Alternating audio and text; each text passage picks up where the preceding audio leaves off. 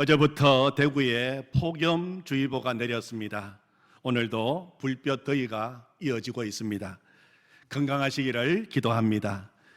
날씨가 더워지다 보면 예배에 집중하기 어려운 점도 있습니다. 그러나 더워져가는 날씨만큼이나 더 성령 충만하여 이 여름 하나님이 찾으시는 예배자로 살기를 원합니다. 한 번은 제가 잘 아는 장로님이 하시는 한의원에 간 적이 있습니다. 저의 체질을 장로님이 여러 가지로 검사해 보시더니 하시는 말씀이 목사님은 간이 큰 체질입니다. 그렇게 제가 간 큰 남자입니다. 그리고 말씀하시기를 목사님은 땀이 많은 체질입니다. 건강할 때 땀을 많이 흘리고 몸이 약해지면 오히려 땀이 적어집니다. 그렇게 말씀해 주셨습니다. 제가 설교하다가 땀을 많이 흘릴 때가 종종 있는데 그러면은 목사님 건강 괜찮네 그렇게 생각하시고 말씀에 집중해 주시면 감사하겠습니다. 요즘 성도님들 가운데 예수님과 행복한 동행을 갈망하시면서 탁월한 영적 도구인 예수동행 일기를 쓰시는 분들이 많아졌습니다. 그중에 우리 김상배 안수 집사님, 이지원 집사님 부부께서 가족방에서 예수동행 일기를 열심히 쓰고 계십니다. 또 고3인 철주도 가족방에 들어와서 가끔 일기를 쓴다는 이야기를 들었습니다. 지난 주일 예배를 드리고 그날 저녁에 김상배 안수 집사님께서 쓰신 예수동행 일기를 좀 소개해 드리고 싶습니다. 주일인 오늘 목사님의 설교 말씀을 통해 하나님 알기에 더 힘써야 한다는 생각을 했습니다. 주님을 경외하는 것은 모든 지식의 근본이오늘 하나님을 더 많이 알아갈수록 영적인 성장이 이루어진다고 목사님께서 말씀하셨습니다. 저는 그동안 하나님 말씀에 대한 갈급함이 있었고 하나님에 대해서도 더 많이 알고 싶다는 욕구가 있었지만 최근에는 시들해졌다는 것을 깨달았습니다. 하나님에 대해 이제는 알 만큼 알지 않았나 하는 자만심도 있었습니다. 하지만 오늘 목사님 설교 말씀을 통해 이것은 나의 큰 착각이었고 제약이라는 생각을 했습니다. 하나님을 부르는 수많은 이름이 있건만 나는 일부밖에 알지 못하고 있다는 것이 그 증거입니다. 여호와 삼마, 하나님이 그곳에 계신다를 뜻하는 그 이름은 오늘 저에게 새로운 도전 정신을 갖게 했습니다. 지상에서의 우리의 삶은 그저 나그네의 삶이요 우리의 본향은 하나님이 계신 그곳이라는 것을 다시금 깨달았습니다. 세상 사람들은 하나님에 대해서 알기를 거부하는 사람들입니다. 이미 숱한 경로로 복음을 듣고 하나님, 예수님, 성경에 대해 직접 간접적으로 경험을 했어도 의지적으로 외면하고 있는 것입니다. 하나님을 몰라서 못 믿는 것이 아니라 알기를 거부해서 안 믿는 것입니다. 하나님의 자녀로 살아가면서 하나님 알기에 게을리한다면 세상 사람들과 다를 바 없다는 생각이 듭니다.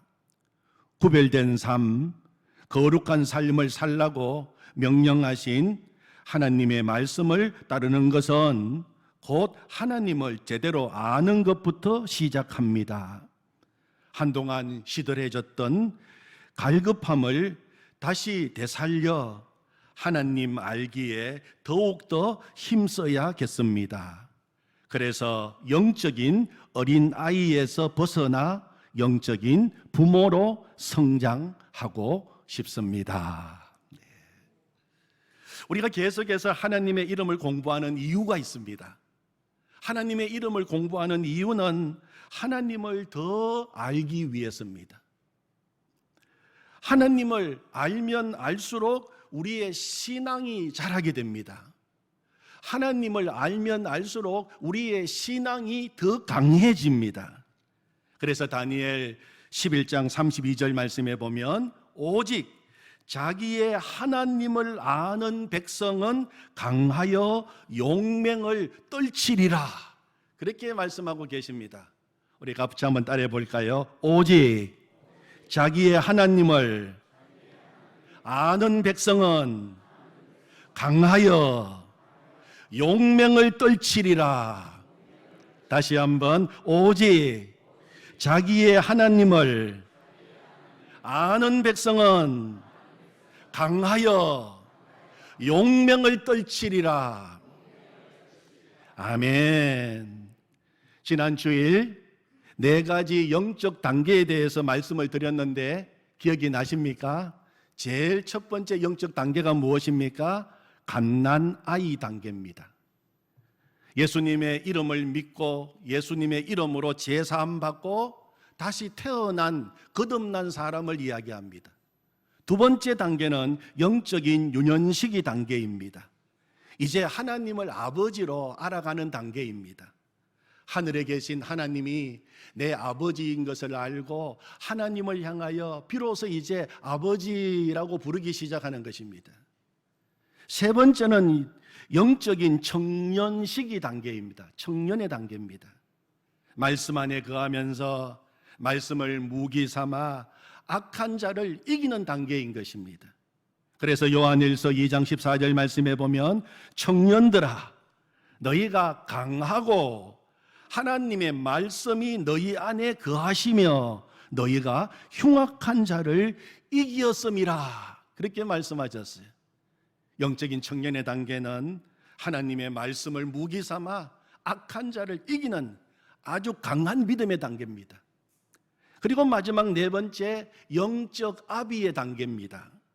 하나님을 더 친밀히 알아가고 날마다 주님과 동행하면서 영적으로 재생산하는 단계가 바로 영적 아비의 단계인 것입니다.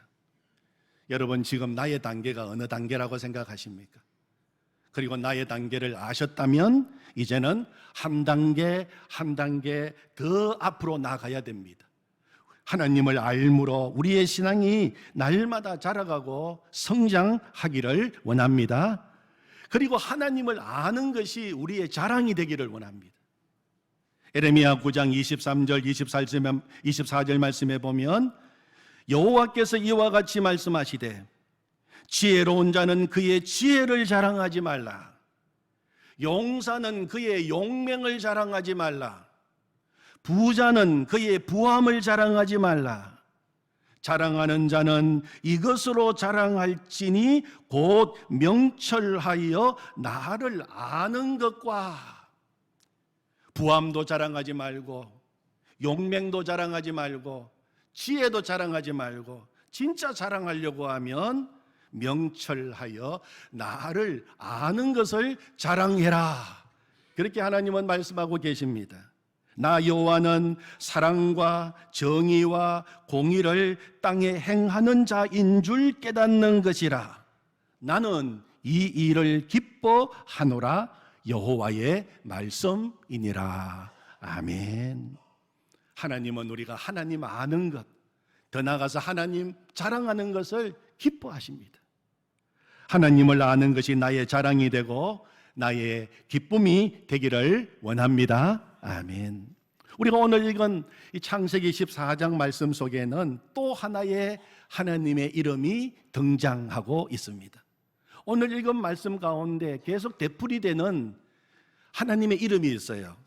바로 지극히 높으신 하나님입니다. 지극히 높으신 하나님. 18절에 그는 지극히 높으신 하나님의 제사장이었더라. 19절에도 지극히 높으신 하나님이여 아브라함에게 복을 주옵소서. 20절에도 지극히 높으신 하나님을 찬송할지로다. 그리고 22절에도 지극히 높으신 하나님께 내가 손을 들어 맹세하노니, 계속해서 지극히 높으신 하나님이라고 하는 하나님의 이름이 나오고 있습니다. 히브리어로는 엘 엘리온이라고 합니다. 우리 한번 같이 따라해 볼까요? 엘 엘리온, 엘 엘리온. 엘이라고 하는 말은 우리가 이미 많이 들었던 하나님을 나타내는 말입니다. 하나님. 엘의 복수형이 엘샤다이, 엘로힘. 이 엘로힘, 엘샤다이, 엘이라고 하는 말은 하나님이라고 하는 말입니다. 그리고 엘리온이라고 하는 말은 가장 높은, 지극히 높은 그런 뜻을 가지고 있는 말입니다. 그러므로 엘리온이라고 하는 말은 지극히 높으신 하나님, 가장 높으신 하나님을 일컫는 히브리어입니다. 오늘 본문의 배경을 잠시 우리가 나누기를 원합니다. 14장 8절부터 9절 말씀에 보면 큰 전쟁이 벌어졌습니다.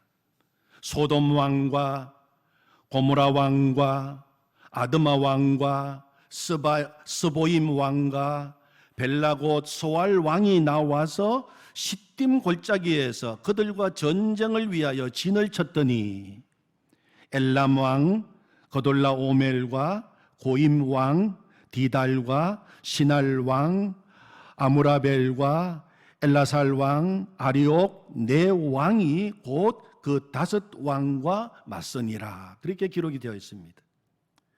소돔 왕을 중심으로 한 다섯 왕과 엘람 왕을 중심으로 한 네 왕 사이에 큰 전쟁이 시딤 골짜기에서 벌어졌습니다. 12년 동안 엘람 왕을 섬기던 소돔 지역을 중심으로 한 다섯 왕들이 반란을 일으키고 배반을 했습니다. 우리는 이제 당신을 섬기지 않겠다고 배반한 것입니다. 그러니까 엘람 왕을 중심으로 한 네 왕이 군사를 거느리고 쳐들어온 것입니다. 전쟁이 벌어졌어요. 이 전쟁에서 소돔 왕 척이 패하고 도망치게 되었습니다. 전쟁에서 승리를 거둔 엘람 왕 중심으로 한 네 왕이 소돔과 고모라 지역을 계속 쳐들어와서 약탈을 했습니다. 11절 12절 말씀을 보시면 네 왕이 소돔과 고모라의 모든 재물과 양식을 빼앗아가고 소돔에 거주하는 아브라함의 조카 롯도 사로잡고 그 재물까지 노략하여 갔더라. 그렇게 기록하고 있습니다. 당시 소돔에 거주하고 있던 아브라함의 조카 롯도 사로잡아서 끌고 가고 모든 재물도 다 노략하여 간 것입니다. 이 소식을 아브라함이 듣게 되었어요. 이 소식을 전해 들은 아브라함은 급히 조카 롯을 구출하기 위하여 자기 집에서 훈련시킨 사병 318명을 데리고 뒤쫓아갑니다. 여러분 한번 생각해 보시기 바랍니다. 정규군도 아닙니다. 그냥 집에서 좀 훈련시킨 사병들입니다. 그런 사병 300여 명을 거느리고 그 강한 엘람 왕을 중심으로 한 네 나라의 대군과 싸우겠다고 나선 아브라함의 모습을 한번 그려보시기를 바랍니다. 그 사병들이 무기라도 제대로 있었겠습니까? 이 전투하는 옷이라도 제대로 입고 나갔겠습니까? 그냥 나간 것입니다. 이것은 도저히 상대가 안 되는 전쟁이었습니다. 이길 수 없는 전쟁입니다. 누가 봐도 아브라함이 질 수밖에 없는 전쟁입니다. 그런데 여러분, 놀랍게도 아브라함이 이 전쟁에서 대승리를 거두게 된 것입니다. 엘람 왕 군대들이 잠들어 있는 깊은 밤에 자기가 기른 그 사병들을 거느리고 밤에 기습 공격을 하여 적들을 다 무찌르고 조카 롯을 무사히 구출한 것입니다. 그리고 빼앗겼던 모든 재물도 다 찾고 대승리를 거두고 의기양양하게 개선하게 되었습니다. 그때 전쟁에 패하고 도망쳤던 소돔 왕이 직접 나와서 전쟁에서 승리하고 돌아오는 이 아브라함을 영접했습니다. 온 백성들이 나와서 아브라함의 승리를 축하하고 왕이 직접 나와서 환영할 때 여러분, 아브라함의 마음이 어떠하였겠습니까? 얼마나 기뻤겠습니까? 승리의 기쁨의 도취가 되어서 영웅이 된 기쁨이었을 것입니다. 그런데 바로 그때 한 사람이 등장합니다. 바로 하나님이 쓰시는 제사장 멜기세덱이었어요. 멜기세덱은 승리의 기쁨에 도취되어 있는 아브라함에게 이렇게 말합니다. 20절을 보시면 너희 대적을 내 손에 붙이신 지극히 높으신 하나님을 찬송할지로다. 아브라함, 오늘 이 승리를 주신 분은 하나님이십니다. 지극히 높으신 하나님, 엘리온 하나님이 이 전쟁에서 승리하게 해 주셨습니다. 그러므로 아브라함, 하나님을 찬양해야 합니다. 그렇게 이야기한 것입니다. 이 멜기세덱의 말을 듣고 아브라함이 정신이 번쩍 났어요. 그리고 아브라함도 이렇게 고백합니다. 그렇습니다. 나에게 이 승리를 주신 하나님은 지극히 높으신 하나님, 엘리온 하나님이십니다. 엘리온 하나님을 찬양합니다. 아브라함은 도저히 싸워서 승리할 수 없었던 그 전쟁에서 나의 능력을 뛰어넘어 승리하게 하시는 하나님, 그 하나님을 찬양했던 것입니다. 그리고 자신이 전쟁에서 거둔 전리품 10분의 1을 구별하여 그 제사장 멜기세덱에게 드리게 됩니다. 11조가 여기에서 시작된 것입니다. 11조의 정신은 나의 나된 것은 전적인 하나님의 은혜입니다. 지극히 높으신 하나님의 은혜입니다. 내가 한 거 아무것도 없습니다. 내가 한 것이 아닙니다. 엘리온 하나님이 하셨습니다. 하나님을 찬양합니다. 하나님 찬양을 받으시옵소서. 그것이 11조의 믿음이고 11조의 정신인 것입니다. 오늘 아브라함이 만난 엘리온 하나님은 어떤 하나님이십니까? 우리의 한계를 뛰어넘어 승리를 주시는 하나님이십니다. 아브라함이 집에서 기른 사병 300여 명과 강한 무기로 무장한 엘람 왕 연합 대군과의 전쟁은 누가 봐도 상대가 안 되는 전쟁이었습니다. 수적으로 보나 군사적으로 보나 비교가 안 되는 전쟁입니다. 우리의 이성으로 아무리 생각하고 우리의 머리로 아무리 계산해봐도 당연히 더 많은 군사와 더 막강한 무기를 가진 엘람 왕이 이겨야 하는데 결과는 아브라함이 승리한 것입니다. 아브라함의 승리의 비결이 무엇이었을까요? 물론 아브라함은 열심히 싸웠을 것입니다. 그리고 밤에 기습작전도 짰습니다. 물론 그런 것도 조금은 승리의 비결에 도움이 되었을 것입니다. 그러나 진짜 이유는 엘리온 하나님이 도와주셨기 때문입니다. 전쟁의 승리는 군대에 많고 적음에 있는 것이 아니라 하나님의 손에 달려 있다는 것입니다. 전쟁의 승리는 무기가 강하고 약하고에 달려 있는 것이 아니라 하나님의 이름을 의지하는 믿음에 달려 있다는 것입니다. 그래서 시편 20편에서 다윗은 이렇게 고백했습니다. 우리가 너의 승리로 말미암아 계가를 부르며 우리 하나님의 이름으로 우리의 깃발을 세우리니 여호와께서 내 모든 기도를 이루어 주시기를 원하노라. 어떤 사람은 병거, 어떤 사람은 말을 의지하나 우리는 여호와 우리 하나님의 이름을 자랑하리로다. 그들은 비틀거리며 엎드러지고 우리는 일어나 바로 서도다. 아멘. 오늘 우리가 엘리온 하나님의 이름을 배우면서 우리가 고백해야 할 것이 있습니다. 우리 인생의 전쟁은 하나님 손에 달려 있다는 것입니다. 하나님이 도와주시면 우리는 얼마든지 승리할 수 있다는 것입니다. 빌립보서 4장 13절에서 바울은 이렇게 고백했어요. 내게 능력 주시는 자 안에서 내가 모든 것을 할 수 있느니라.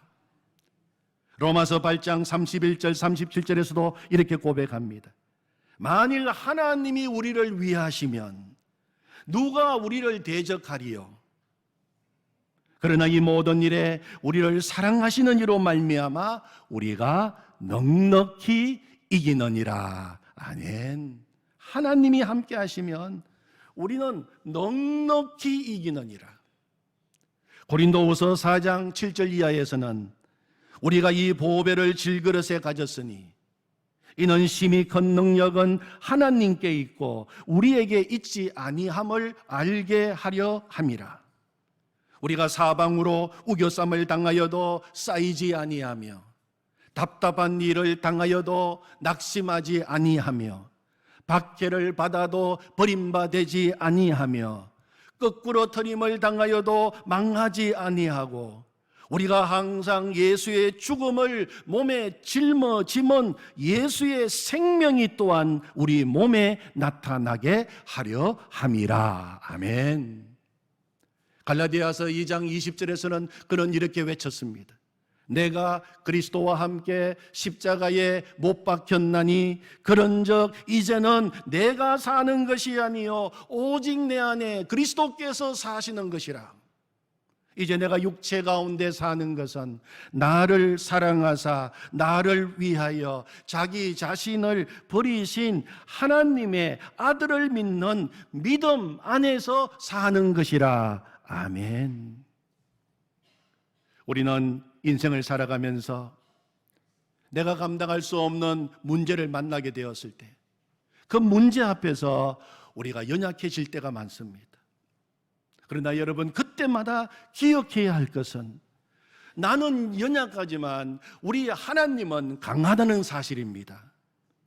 하나님이 함께 하시면 우리는 얼마든지 승리할 수 있다는 것입니다. 우리가 이 믿음으로 성경 말씀을 다시 보시면 성경은 처음부터 끝까지 이 이야기입니다. 오늘 아브라함의 이야기가 그런 이야기죠. 하나님이 함께 하시면 우리는 승리합니다. 모세의 이야기가 그런 이야기입니다. 요셉의 이야기가 그런 이야기입니다. 기도원의 이야기가 바로 그런 이야기가 아닙니까? 다윗의 이야기가 바로 그런 이야기입니다. 그리고 예수님의 이야기가 다 그런 이야기입니다. 하나님이 함께 하시면, 엘리온 하나님이 우리에게 역사하시면 우리는 이길 수 있다는 것입니다. 문제 앞에서 진짜 문제는 내 능력이 아닙니다. 문제가 얼마나 큰 것이 문제가 아닙니다.